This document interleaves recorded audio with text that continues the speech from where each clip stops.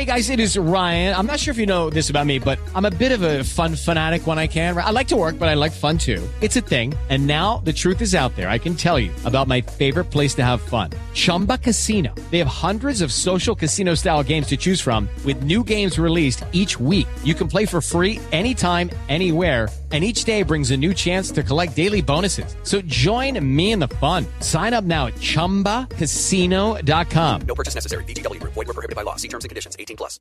Hello, it is Ryan, and I was on a flight the other day playing one of my favorite social spin slot games on ChumbaCasino.com. I looked over at the person sitting next to me, and you know what they were doing? They were also playing Chumba Casino. Coincidence? I think not. Everybody's loving having fun with it. Chumba Casino is home to hundreds of casino-style games that you can play for free anytime, anywhere, even at 30,000 feet. So sign up now at ChumbaCasino.com to claim your free welcome bonus. That's ChumbaCasino.com and live the Chumba life. No purchase necessary. VGW Group. Void where prohibited by law. See terms and conditions. 18+. With Lucky Land Slots, you can get lucky just about anywhere. Dearly beloved, we are gathered here today to... Has anyone seen the bride and groom? Sorry, we're here. We were getting lucky in the limo and we lost track of time. No, Lucky Land Casino, with cash prizes that add up quicker than a guest registry.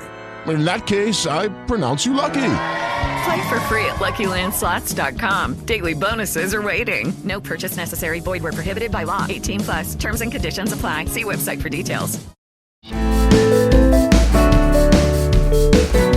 A second Olympics in 6 months. The Beijing Winter Olympics have come to a close, and the final weekend's been a celebration of curling gold and silver for Team GB. But what about the fortnight beforehand? As we head back home to Blighty, have we been expecting too much? And have the Chinese hosting restrictions and the inevitable Russian doping scandal damaged the Olympic movement? I'm Michael. And I'm John, and this is Anything But Footy, the Olympic and Paralympic podcast. Maybe the Beijing 2022 Winter Olympics could be summed up as the good, the bad and the ugly. We'll let you decide which ones are which. But there was certainly joy and delight from the miracurlers in the ice cube. I thought we were going to get to decide who was the good, the bad and the ugly. I would have liked to have done that. We will be discussing a certain 15-year-old. We'll be talking about the biggest British Olympic doping scandal ever, with the relay team losing their Tokyo medals. And we'll also bring you all the other Olympic, Paralympic and Commonwealth Games news from the past fortnight. As ever, you can get in touch anytime, Anything But F on Twitter. You can message us on Insta and Facebook. Our website is anythingbutfooty.com or email anythingbutfooty@gmail.com. So 19 days of competition, 19 nights of no sleep for Michael, in which 49 Team GB athletes took to the ice or snow, and we only came back with 2 medals. Gold and silver, both in curling. Pretty much sums it up, Michael. Yeah, I'm going to start with the good. Having said that we won't decide the good, the bad and the ugly, I'm going to start with the good. And the good is British curling, and more specifically Scottish curling. And for Team GB, a gold and a silver medal. It's been a long, long stretch of curling. Remember, it started before the opening ceremony with Bruce Mouat and Jen Dodds in the mixed doubles. I feel like I've had breakfast with Bruce and Jen for two and a half weeks. You pretty much have. Literally every morning. And that was the one, remember, that we were all nailing on as being one of the real strong gold medal hopes. They were the world champions. And I think had that gold medal happened in that first weekend, it might have been a slightly different game. Now, that might sound odd, but I believe, and you and I are experienced at being in games time, if you like, I believe momentum is all important. And I think had they come back to the village early on in the first few days with a medal, then we might have seen a few of those other near misses go a little bit closer. It's all hypothetical. We don't know. The fact of the matter is they finished 4th. Then, of course, Bruce goes into the men's team and Jen goes into Eve Muirhead's team for the women's team. And, you know, I say this to the women curlers, and we'll hear it in a minute, but they had no right even to be at the Games. You know, they didn't qualify initially. I think in the qualifiers they lost to that curling powerhouse Turkey at some point. You know, they had no right really to be there, but they got there. They qualified, so they did have a right to be there. That round robin, they won 5, lost 4, along with some other nations. And so they then go into that head-to-head to decide who are the 4 to go into the semi-finals. Still, we couldn't separate them. And then they go into the draw shot challenge, which is something that I've learnt about this week. And for people that are listening to Anything But Footy, the podcast, that don't know about the draw shot challenge, basically you throw 2 stones down before competition starts, and that is to decide the order who's going to have the hammer first. But they also measure them, who's closest to the button. And that comes into play at this point. Wow. So they only got into that last 4 by 10 centimetres. Just ahead of Canada. They weren't even very good at the draw shot challenge. They were in the bottom 3, but fortunately they were above the nations they needed to be to get into the last 4. The last 4 goes to an extra end. And again, it's like, how have you managed to do this? And then the final was just an absolute breeze in comparison, following up, of course, from the silver medal the day before. And I think possibly there's a benefit from going second, if you like, for Eve Muirhead and the rest of them, that they've watched the guys, they watched Bruce Mouat and they watched the men, and they saw Bruce wiping tears from his eyes at the end. They saw that devastation. Maybe that was the little 1%, the 0.1%, whatever it is, the marginal difference that propelled them to just be so fluid in that final against Japan today.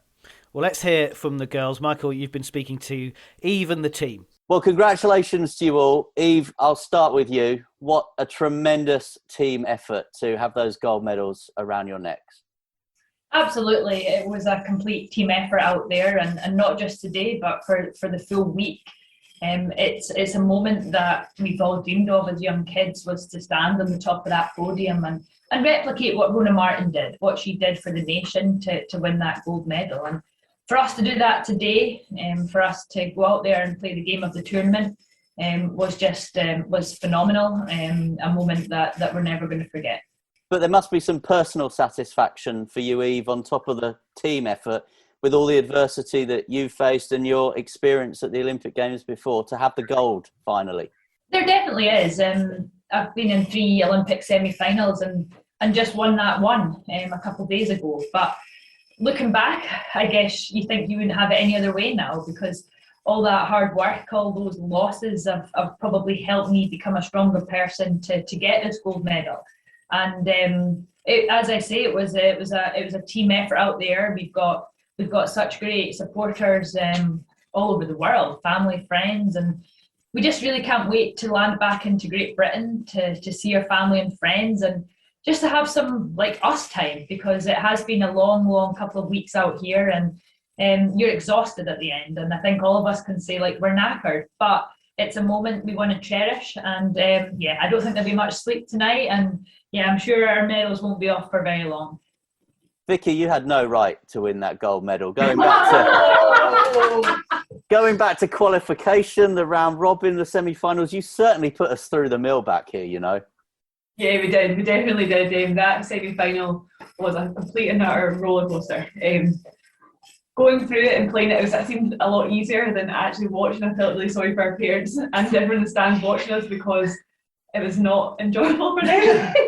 But no, I think it just showed our grit and determination out there, and to come out of this with gold is amazing. To qualify my previous question, Jen, the final was absolutely fantastic. It didn't look in doubt at any point during that final, did it? I think we got off to a really good start. Getting that 2 in the first end really kind of put a lot of confidence and the momentum down for us. And we knew they were having to chase us after that. So we felt in quite a comfortable position, and once at half time, when we stole that 1 and 5 to I think go 3 up, we knew what we had to do was just to kind of keep it open and just make sure we scored when we had hammer. And then at the 7th end, that was such a well sort of played in by us, just making sure things were open, and we gave Eve a shot with her last, and she played it perfectly. And I think you could see by the reactions on her face, we knew that was the point. We're like, right, we're so close to winning this gold medal. Let's just make sure we do our jobs for the last 3 ends. Hailey, can you describe the podium moment for us and what that felt like? It was absolutely amazing just to stand out there and to see all the supporters and the boys and our staff in the crowd. It was just amazing to hear them cheering us on, and to actually step on together with these girls was something really special, and something I'll definitely remember for the rest of my life. Millie, a team of 5, of course. it must be so difficult when they're out there on the ice and your ability to affect things is more limited then. But I suggest that you have a great role when they come back to the village of an evening. Yeah, it's so difficult watching, and you always wish that you could do something to help, or if they're doing really well, you still just want to support as much as you can. But it's a really good role, and I feel like we've all pulled together and done our best. And yeah, to finish with the gold medal is just amazing. Final word then quickly to you, Eve. Has it been worth it? Do you fancy doing it again? Oh, do you know what? I haven't even thought about that. It's been, as I say, a long week, and I want to take this time to recognise what we've done and to celebrate the moment, to be honest. And yeah, I guess I need to have a think what I'm going to do in the future. But right now, I think that's at the very back of my mind. Well, thanks all so much, and congratulations again. Thank you. Thank you. So they did laugh at your comment there, Michael. But I think what you said was right, that actually, did they get that little bit more inspiration? Because when we watched the men's game, Bruce's team, it felt like we were always behind Sweden all the way through to the final. And in contrast to the story that you told about the women, you know, this was a team in the round robin that had won 9 matches or 8-1. 8-1. So, and they were on a roll. And it looked like that semi-final win was a lot easier than Eve's semi-final win. So do you think maybe that because Bruce was having to chase the game all the time, or it felt like it from a watching point of view, that Eve and the team thought, well, actually, we need to get ahead in that final? There was definitely some learning, I think, for Eve and the team. And, you know, when we get to sit down with them at some point in the future and do something a little bit more considered, I mean, that's an interview that we've recorded there in the heat of the moment, coming off the ice, having just won the medal and heard the anthem and everything. I think when we get to speak to them with a bit more consideration in due course, I think they will admit that they learnt a little bit from what Bruce did. I've got sympathy as well for Bruce, because obviously he'd had that mixed doubles competition with Jen Dodds, and then he goes in and he's the skip, so he's the main man for the men's team. That wasn't quite the same for Eve Muirhead, because she hadn't been in the mixed doubles. I know Jen had played both, of course, but whereas she had, you know, been the one to deliver the key moments in the mixed doubles, she was backing up, she was trying to work a situation that Eve could exploit. And I just think maybe for Bruce, one game too many perhaps, ran out of steam a little bit, understandably. You know, take nothing away, a silver medal at the Olympic Games. But I think the fact that their reaction at the end was one of, you know, devastation and disappointment. It was obvious, really. I think they wanted to win the gold, and they knew themselves that on the day of the final, they just came up a little bit short. The kind of initial feeling was quite disappointed. We obviously wanted to get that gold medal, but as time is passing, we're definitely starting to get the smile back on our faces and, you know, really start to live in the moment. And we've had so many messages of support and from people that have just told us how much we've inspired them. So yeah, that really is kind of sinking in and making us feel good. How aware are you that people have been getting up in the early hours of the morning and really getting behind you guys, Bruce? I guess the only kind of knowledge I have is from my family and friends that have been texting me and telling me how tired they are. So yeah, as I've said, like, I can't thank those people enough for the support that they've given us, and waking up at those ridiculous hours to watch our games over here. It means so much to us, and, you know, I really do hope that we have inspired people to take up the sport and to get involved. You definitely have. Grant, tell us, how tense was it out there on the rink today?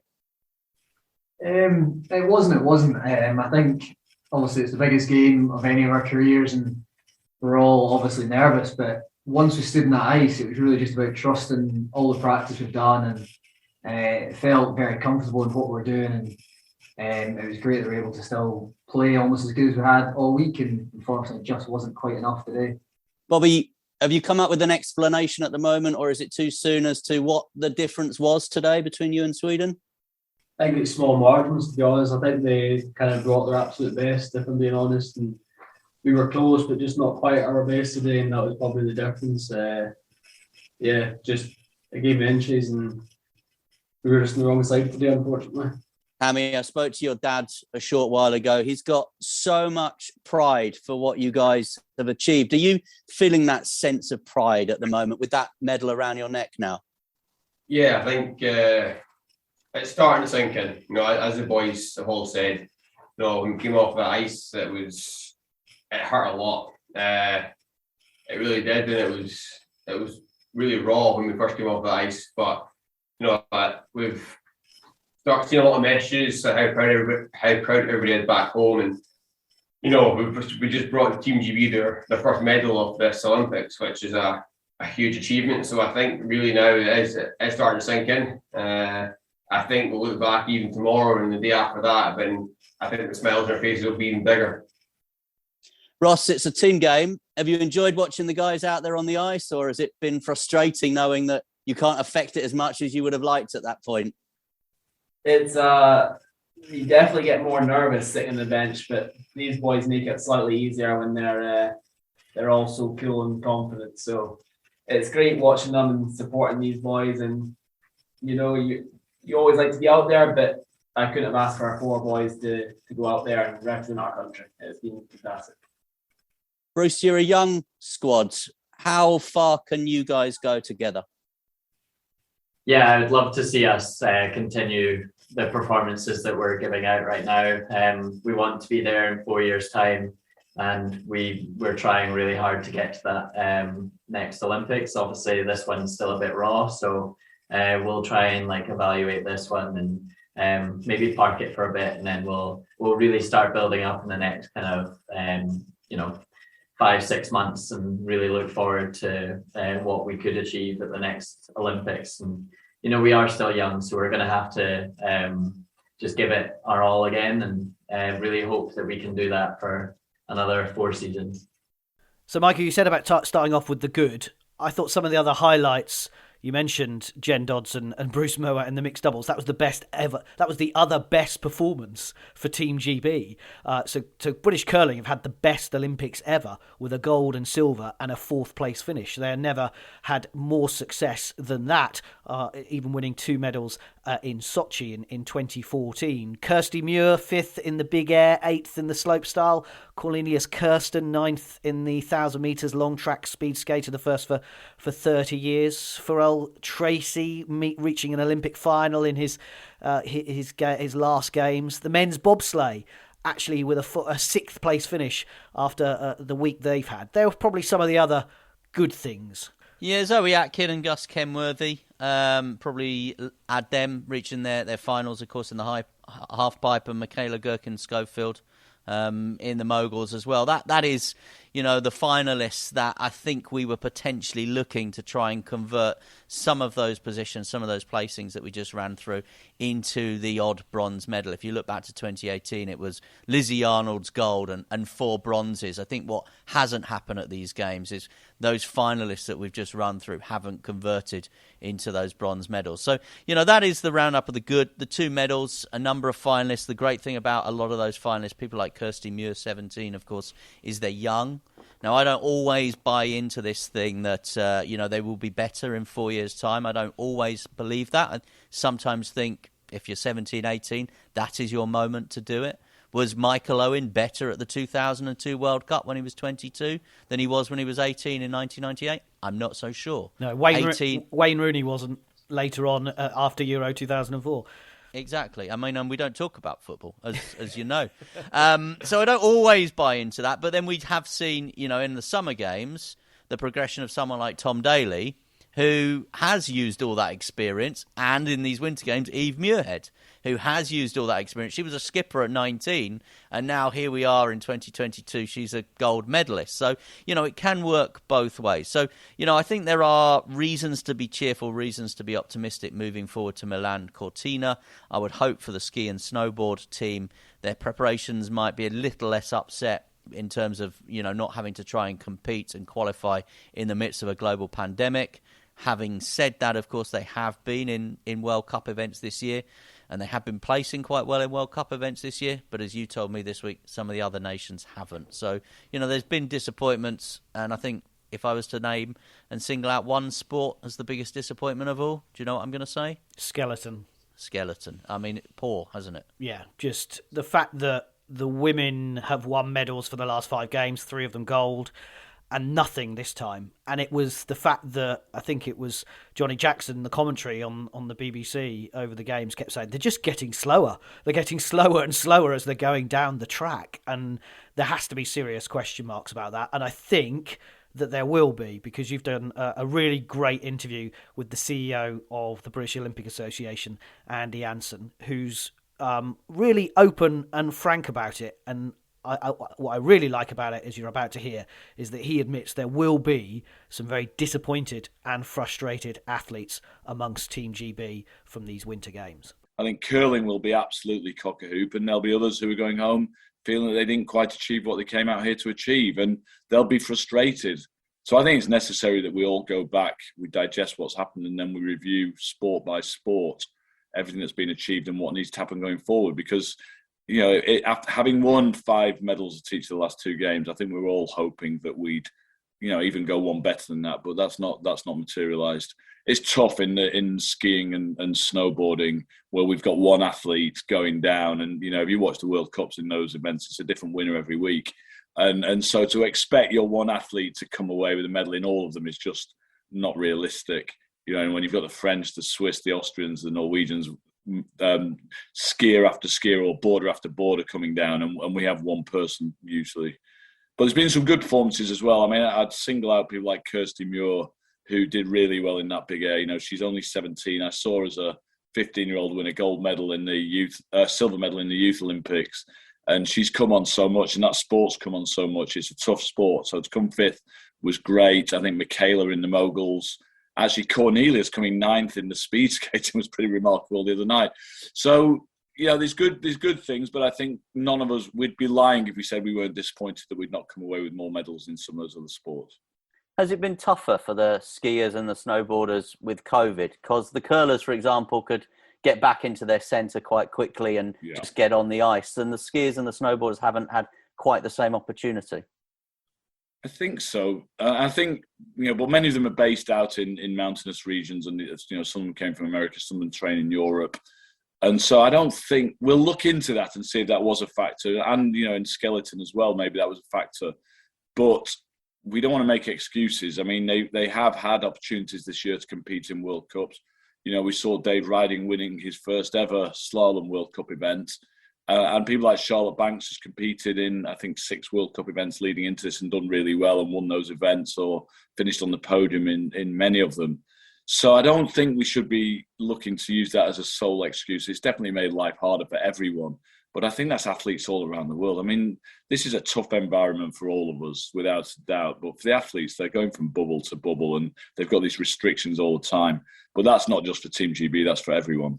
It was very, very cold in Shanjiakou.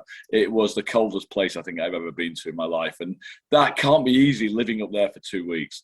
I mean, I'm lucky to be in Beijing and travel up and down on a high-speed train to there, but it was really brutally cold. The wind just cut through. Even I had 7 layers on most of the time, and it wasn't enough quite often to keep you warm.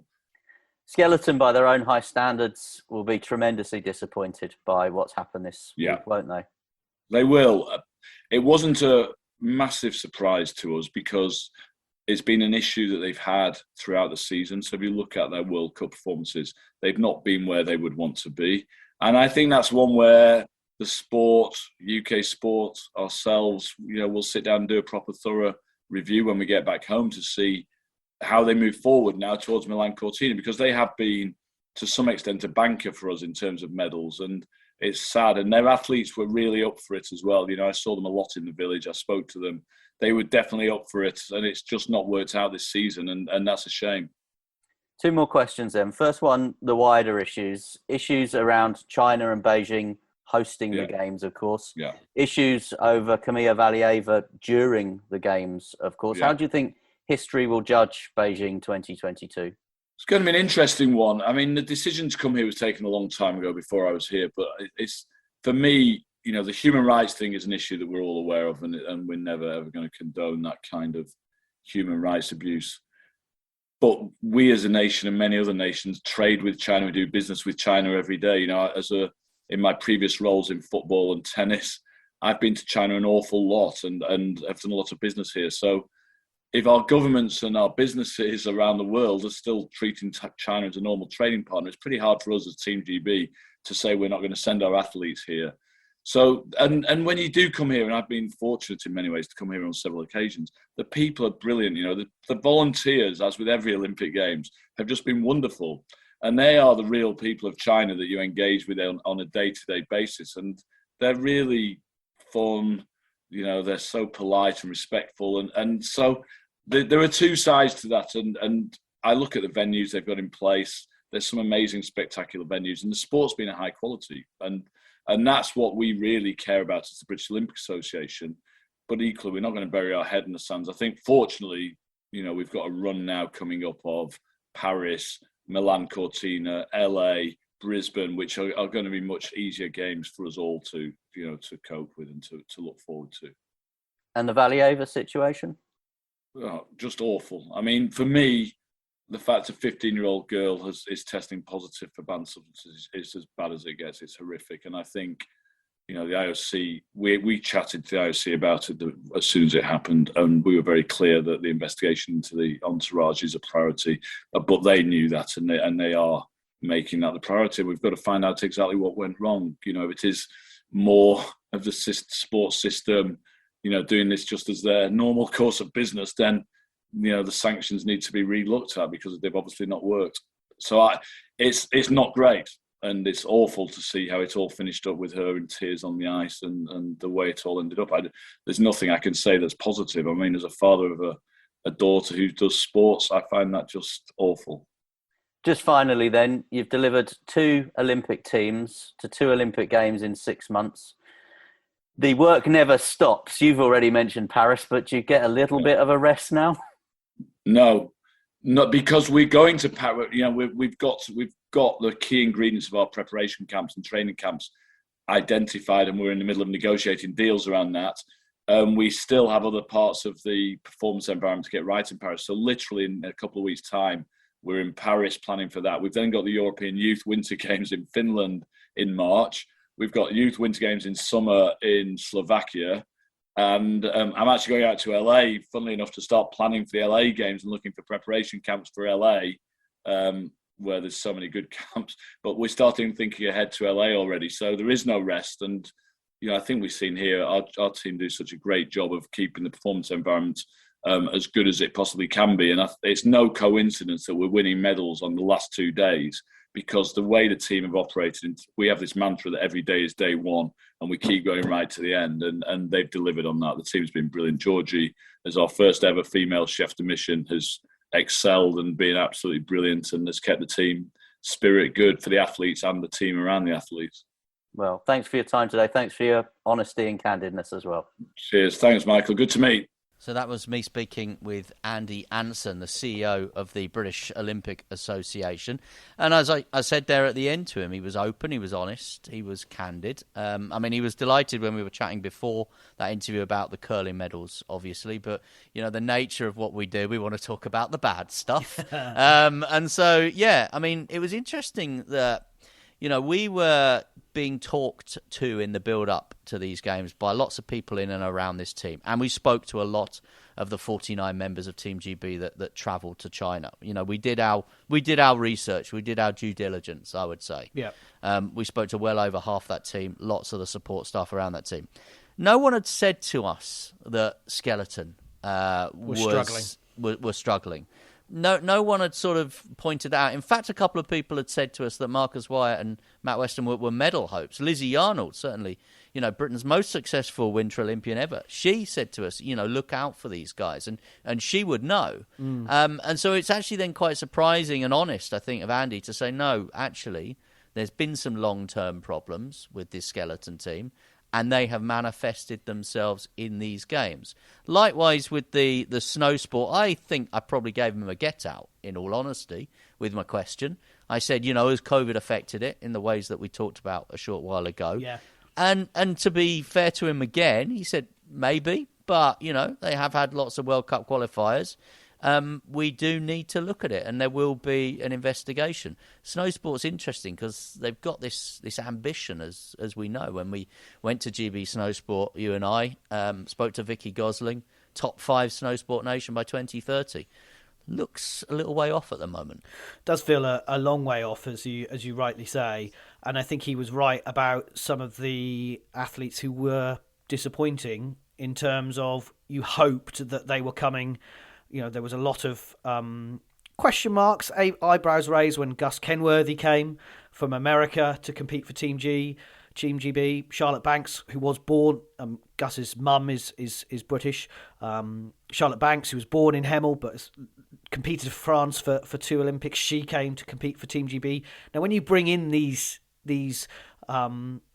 different athletes who haven't come through the British system, arguably you need them to work. Greg Rosetsky, when he switched from Canada to Britain for tennis, actually worked. It actually gave the LTA and British tennis a benefit and a bonus. And they're question marks that you have to look at. And I think the route really through snow sport. I know Zoe Gillings, who is a Yorkshire snowboarder and skier, and she trains people out in Europe, and she's in the Yorkshire Post, I think, this weekend, sort of saying she doesn't see that pathway now, that maybe that needs to be looked at again. And that's the big wider question mark, isn't it, for UK sport and the BOA that Andy was talking about, and GB snow sport. Is what we've been doing the right way? Yes, you can say, well, wait and see in 4 years' time, but that's another 4 years' time. So that's the good and the bad. Let's widen it out to the ugly. We'll probably bring it out beyond Team GB here, and I think one story's dominated above all, hasn't it? I think first and foremost, the selection of Beijing and China as the host nation for these games was always going to be controversial. And certainly you look at human rights abuses, Uyghur Muslims, you look at the potential genocide of those people, you look at the controversy in Hong Kong and the crushing of demonstrations, you look at the situation around Peng Shuai, although she did appear at the Winter Games alongside Thomas Buck, the tennis player, Peng Shuai. And all those things, on the eve of the Games, you are sat there wondering why the IOC are bringing their big show to Beijing. We know why they're bringing it to Beijing. Money. And because China can afford to host it and not many countries can afford to host the Winter Games. And as Andy Anson tells us in that interview as well, we trade with China. We work with China at government level and business level all the time. So why not at a sporting level? And it's not the BOA's decision to pull athletes out. Do you know what? I think that's the best argument I've heard for people refuting that people should boycott these events and that it's all down to sport to fix everything. It's not down to sport to fix everything. Sport should play a part. Absolutely. We should all be aware of what is right and what is wrong. But Andy was absolutely right that if the government is trading with China and huge investments come into this country from China, how much investment in infrastructure comes in from China, businesses, as he said, I don't think you can turn around and then say, well, you can't go and do the skeleton, or you can't go and ski there, or you can't go and run there or play tennis there. And that is the huge question mark that I think the wider world has in the new society, if you like. The world is changing, and there are different opinions, and they're stronger opinions about what is right and wrong, and social media has an impact on that. But what we have to do as a sport and as sports fans is we have to know what's the difference between right and wrong, and we have to pressure our governments to make the right decisions moving forward. It brings that whole question mark about Saudi Arabia. I mean, Andy Murray's been really forceful about, I am not going to go and take money to play tennis in Saudi Arabia. There's the golfers who we know some of them are looking at that. But again, what trade do we do with Saudi Arabia as a country? We have huge trade between them. And it's not down to sport to fix it. Yeah, Formula E are in Saudi Arabia. They are a relatively new sport, and they're in Saudi Arabia with their races this weekend. I think, obviously, the IOC cozy up to the Chinese because they know that they need China on board, and I think they feel that it's better to have the Chinese part of the games than on the outside. They have previously had a similar stance around Russia, but I wonder whether these games and the whole situation about Kamila Valieva might be the watershed moment where the IOC steps up similar to the way the IPC did and said this cannot continue. This is a systematic problem. This isn't the problem of a poor 15-year-old girl standing in the centre of the ice that's chosen to take medication which is on the banned list. This is a systematic problem around her entourage, her coaches, her physician, who's served a previous doping ban when he was involved with Russian rowing. And this is a bigger systematic problem of the way Russia have consistently, in our entire lives, I would suggest, tried to cheat the sporting system. We talk about, the bad old days of the Eastern Bloc, when you and I first got into our sport and we were watching Los Angeles in 1984 and other moments that turn up on our TV screens and look strange against the ultra HD world now that we live in. It was going on then. It's been going on more recently with the McLaren report and the doping cover-up around Sochi, and it's still going on in 2022. How many times do you have to tell off the naughty child before you need to put them on the naughty step? How much regret does Thomas Bach have now of cozying up to Putin? It was bad enough when you know what's going on in the world at the moment with Ukraine and other such crises.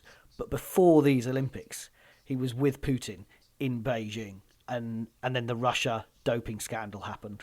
He must regret that so much, and I do hope you're absolutely right that the IOC now, as Andy said, we know we've got Paris, Milan, LA, Brisbane coming up, that actually they can move away from this whole cozying up affair.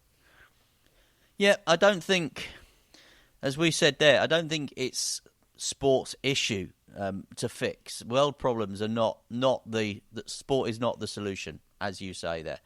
But the ultra-reliance on Russia and China that the International Olympic Committee have demonstrated over the past decade or so, I think needs to end. And hopefully, as we go to France, Italy, USA, then who knows where the Winter Olympics will be in 2030, and then on to Brisbane for the Olympics in 2032. Hopefully, as you say, then there won't be so much of that reliance. But it's very interesting that we are discussing and judging a Russian doping scandal, and in a moment we'll get on to our own Team GB doping scandal. But I just want to play something from a quick interview I did with Gus Kenworthy, who was one of those athletes. He switched from America, silver medalist, back in 2014, representing Team GB this time.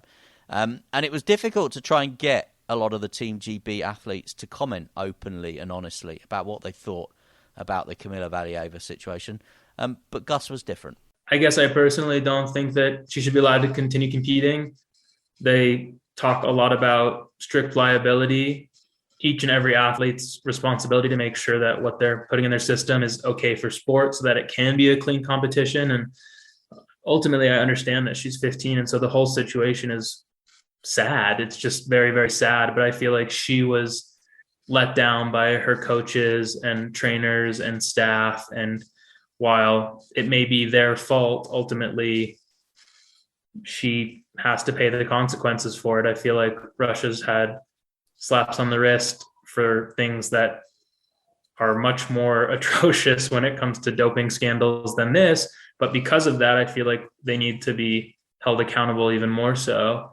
And this is just unfortunate because I don't think that her performance, the way she skates, is even affected by the drugs that she was taking. I think that it's sheer natural ability and its drive and its training. But I feel like by letting her compete and not having medal ceremonies, they're stripping a lot of other athletes of that experience and really just tainting the entire games and the entire sport of figure skating this year. And he was absolutely right about Valieva, that she shouldn't have been there at that point, and she should have got a bit more support, particularly from her coach, Eteri Tukbaridze, the former skater. You will have seen her on the telly, the long blonde wavy hair, Three of her Russian athletes were there, including the eventual gold medal winner Sherbakova and the silver medalist Trusova as well.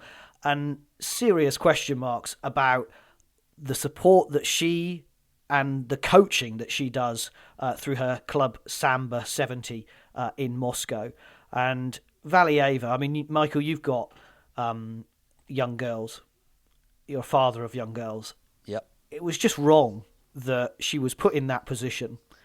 And the message that I see 4 years ago was the Olympic champion. You probably don't even know what her name was. I certainly had to look it up. 15-year-old Russian, again coached by Tutberedze, Anna Sagatova. And she's not anywhere in these Olympics because she's burnt out and she's had enough and she can't cope with it. Now, you can't tell me that as a father of young girls that the message to them that by the time you're 19 it's all over is an awful message to put out there. Yeah, and it's brought up this whole debate, of course, about whether we should have some kind of age limit on the Olympics. I'm not so in favour of that, to be honest, because, you know, I think the people that shouldn't be going to the Olympics are the cheats. I think if you're 13 and you're doing it clean, like Sky Brown, or you're 14, 15 and doing it clean like Tom Daley was, then why shouldn't you be going to the Olympics as long as it's being done in the right way? It's clearly not being done in the right way around Kamila Valieva. And we look at our own system, and British gymnastics are investigating themselves and being investigated for similar-ish circumstances, you know. And Amy Tinkler, we all talked about, you know, her bronze medal in Rio at the age of 16, retired from the sport now. So it's not just a Russian problem. No. It's a world sport problem. But going back to the point I raised earlier, it does always seem to be Russia at the centre of these scandals. That said, Team GB have been at the centre of one of these scandals, John. This is Anything But Footy, the Olympic and Paralympic podcast, and we always say that we are unashamedly biased towards Olympic and Paralympic sport. So at this point, we have to say we have to be unashamedly anti-doping, even with Team GB being punished for it. And I think this is the really interesting point, that we are so critical of Russia, and rightly so, but we're also really critical of our own athletes for doing this. And the statement from the British Olympic Association on CJ Uja, which we'll read out in a moment, was pretty damning, Michael. Yep, their Team GB lost their silver medals for that 4x100 metres relay from the Tokyo Games. CJ Uja found guilty of doping. Jarnell Hughes, Richard Kilty, Nathaniel Mitchell-Blake had come second behind the Italians, but the British quartet all now disqualified, all medals returned. Now, Uja said he had not knowingly or intentionally doped, and the source of the banned substance could have been the ingestion of a contaminated supplement. BOA have said they were incredibly disappointed, as they understand firsthand from handing out belated medals from Sochi, London and Beijing the hurt and loss that doping can cause. Richard Kilty has been speaking on local radio near to where I live about his hurt, and said that he won't talk to CJ Uja now, and this is possibly the worst moment of his life. And the UKA say they continue to be in regular communication with the athletes concerned, but won't be making a public comment on the case until after the World Athletics and the Athlete Integrity Unit process, which will follow on from this Court of Arbitration for Sport outcome. So obviously CJ Uja looking at a ban. Yeah, 4-year ban at least, I would think. He's 27 years of age. It's the end of his career. We've seen it with Dwayne Chambers before him, another high-profile British athlete. But this is the worst Olympic drug scandal, isn't it? And that's the difference, that this was at an Olympic Games.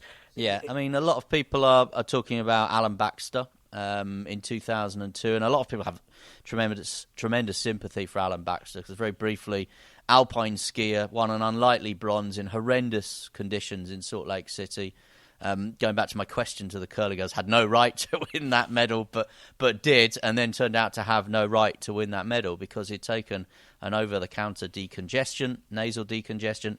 In America, has different ingredients to what it has in the UK, so it was on the banned list, and he lost that bronze medal. So, you know, that was the previous example, if you like, and I think, as I said, a lot of people have sympathy for Alan Baxter. Certainly when I spoke to Dave Riding, the alpine skier representing GB in this one, winner in Kitzbühel a few weeks ago, that historic World Cup gold medal, first British man to do that. He always says that Alan Baxter was a genuine medal winner at the Olympics, but the records don't show that. But this one is big because it's a 4x100 metres relay. It's track and field. It's the last weekend of the games, and it's Great Britain winning this silver medal in what is one of the most anticipated blue ribboned events of the games. And you've just got to have sympathy for Zarnell Hughes, Richard Kilty, Nathaniel Mitchell-Blake as well. They've been really, really let down by the teammate. It's incredible. Michael Johnson had to give one of his medals back. Usain Bolt had to give one of his trebles gold medals back because of somebody doping in a relay team. And there's always an excuse. But I think what Alan Baxter showed was that you have to check everything that's going into your body at all times. So CJ Uja has said that it could have been an ingestion of contaminated supplement. Well, you need to know what you're doing. And ultimately, it is down to him. And it'll be interesting to see whether he could help moving forward. Could he talk to people? I think Dwayne Chambers has offered to talk to people about it and goes visit schools and stuff, but I don't think he's actually been involved in more of a more official capacity, going around with and meeting Team GB athletes maybe. But it's something to bear in mind, because the issue is that Team GB is very strong, and it should be, against Russia. And the British Olympic Association has said, Russia needs to be punished. And as Andy said, the whole entourage needs to be looked at. But you can't make those comments when your athletes are also being found to be doping. It's Anything But Footy, the Olympic Paralympic Sport podcast. Let's round up some of the other news from the world of sport. Commonwealth Esports Championships will take place at the International Convention Centre, the ICC, in the centre of Birmingham on August the 6th to the 7th, 2022, which is towards the end of the Commonwealth Games this summer. The event is set to feature exciting demonstrations, so it says here, active esports and the powerful technologies that support the convergence of sport and esports. Laptops, basically, isn't it? The Commonwealth Esports Championships was sanctioned by the Commonwealth Games Federation Executive Board to be held at the same time as this year's Commonwealth Games, whilst being independent of Birmingham 2022 and its sports programme. The Commonwealth Esports Championships will have separate branding, separate medals, separate organisation and governance, led by the GEF and its community of partners. And this comes as the Commonwealth Games Federation has entered an exclusive dialogue period with the state of Victoria in Australia and Commonwealth Games Australia to host the 2026 Commonwealth Games. We could be going back to Oz 8 years after Australia also staged the I was there Gold Coast Games. You were. UK, of course, staging it in Birmingham this year, 8 years on from Glasgow. Australia staging it 8 years on from Gold Coast. It's a bit UK, Australia heavy, the Commonwealth Games. They need Canada to step up in 2030 at least, as you rightly say. And just on the esports, do you have to get a certain screen time? You're only allowed 20 minutes a day or something, or do you have to go and play outside for half an hour to get some fresh air afterwards? Who knows? Yeah, they'll all be out in the park in Birmingham after their day in the ICC. The new athletics season started off, talking of which, in Birmingham in spectacular style at the Muller Grand Prix, with Tokyo Olympic silver medalist Keely Hodgkinson taking the roof off with a record-breaking 800-metre run. The 19-year-old, who's 20 next month, stormed to a 1:57.20, new British indoor record, and that's the fastest indoor 800 by a woman in 20 years as well. It's ahead of the British Championships next weekend, which of course is the World Indoors, or all ahead of the World Indoors in Belgrade. And Paula Dunn will be the team leader across 3 major athletics championships in 2022. She is the successful head coach of the Para World Class programme, but will now be working alongside Olympic head coach Christian Malcolm. And that is a great appointment. We're really pleased for Paula. On to one of our favourite sports, in case you missed this, one of the biggest wins of the sporting world in the first weekend of the Netball Super League season. Congratulations, London Pulse, beating the 5-time champions Team Bath for the first time ever. It was a scintillating 60-minute performance which saw Sam Bird and the new performance director Lisa Alexander's first victory 52-48 at the Copper Box on Queen Elizabeth Olympic Park. They're back there on Monday at 7 o'clock. If you've never seen netball live, get some tickets. If you've been before but you've lapsed, get some tickets. If you're a big fan of netball and you love watching it and you go all the time, get some more tickets. For people that don't know, it will be brilliant, something you don't want to miss. Big win for England's men's hockey as they replaced Great Britain, of course, this season ahead of the Commonwealths in the Pro League. They smashed 6 goals against Spain, 4 in the second half to win their opening match 6-1, David Condon scoring twice. Manchester will play host to the 11th edition of the Para-Swimming World Championship. Dates for the diary, 31st of July to the 6th of August 2023. And there we were thinking 2023 was going to be a quiet year for us. Not so. World Para-Swimming and British Swimming have announced this in Aberdeen at the CITI Para-Swimming World Series. Maisie Summers-Newton and Jordan Catchpole were among the British Paralympic champions to show glimpses of their Tokyo form. Maisie won World Series gold in the women's MC 200 metres individual medley. Catchpole won a thrilling men's MC 100 metres freestyle. Wins too for double Paralympic medalist Scott Quinn in the 100 metres breaststroke, and Hannah Russell was part of a tie for World Series gold in the 100 metres backstroke. With all eyes on the Commonwealth Games, Gemma Howell won silver at the Tel Aviv Grand Slam in judo, her first Grand Slam final, and Kelly Peterson-Pollard continued her impressive rise up the senior judo ranks, winning her third Grand Slam bronze medal. Another one of my favourite Olympic sports. I love them all. There's none that I don't like, to be honest. The Olympics never stops, as we know. Paris is 3 years away, and British sailing are already getting excited for this. Hailey McIntyre will now be sailing alongside her new teammate Martin Wrigley, going in the mixed 470 class, because obviously Hailey McIntyre was sailing alongside Hannah Mills, but it's now a mixed category. Hannah Mills has announced her retirement anyway, to go to the new sort of GP sail class and also to do some of her sustainability work as well. So Hailey's going again for Paris with Martin Wrigley alongside her this time. And Olympic champion Dylan Fletcher in the 49er class will be teaming up as well with a new partner, Ross Howes.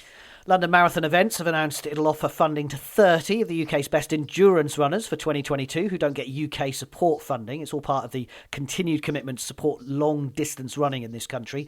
Amy Eloise Markovic will now in her 4th year of funding and qualified for her first Olympics, running the 5,000 metres, of course, last summer, and also won the European Indoor Championships in 2021. When we spoke last time, we talked a lot about coaching changes post-Tokyo, and the changes are continuing on the coaching side of things at some of the sports, some of the teams that maybe struggled at the Tokyo Olympics last year. So Paul Stannard has now been appointed the men's Olympic head coach at British Rowing. Paul has worked with British Rowing for over 18 years, and since 2013 he's led the men's sculling team to both the Rio 2016 Olympics and the delayed Tokyo Games as well. Andrew Randall arrives from Rowing Australia to become the women's Olympic head coach, and international coach Christian Felkel is also returning to the GB Rowing team as its new technical efficiency specialist. Which I was just like, is that just how to stroke? If only we knew someone at British Rowing that could tell us. Exactly, if they could tell us, that would be helpful. As ever, you can get in touch anytime. It's been a bumper edition of a review of Beijing 2022. At Anything But F on Twitter, you can message us on Insta and Facebook. Our website, anythingbutfooty.com, or anythingbutfooty@gmail.com. A little insight into the Anything But Footy podcast. We always leave the rowing news to last because we know someone at British Rowing who says, I always listen, but I switch off after I've heard the rowing bit. So that's why we've put it on last. So you've had to listen right to the very end and get my final thoughts on Beijing 2022. It was the imperfect Olympics in so many ways. It was imperfect for its choice of Beijing and China as host. It was imperfect for the situation that was allowed to unfold around a 15-year-old Russian figure skater, Kamila Valieva. And it was imperfect in terms of the medal return for Team GB, who came up short. They had a target by UK Sport of 3 to 7 medals, and they come home with 2. But once again, it was perfect. Perfect in the ice cube. Perfect for Team GB's curlers, who come home with a historic gold medal. 20 years on from Rona Martin, Rona Howie as she is now, and the Stone of Destiny in Salt Lake City. And we talked about that for 2 decades. The men with their silver medal, and now the women with their gold medal. The miracle on ice.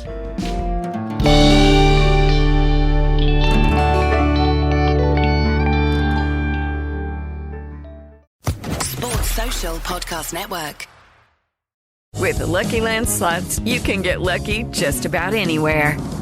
This is your captain speaking. We've got clear runway and the weather's fine, but we're just going to circle up here a while and get lucky. No, nothing like that. It's just these cash prizes add up quick. So I suggest you sit back, keep your tray table upright, and start getting lucky. Play for free at LuckyLandSlots.com. Are you feeling lucky? No purchase necessary. Void where prohibited by law. 18+ terms and conditions apply. See website for details.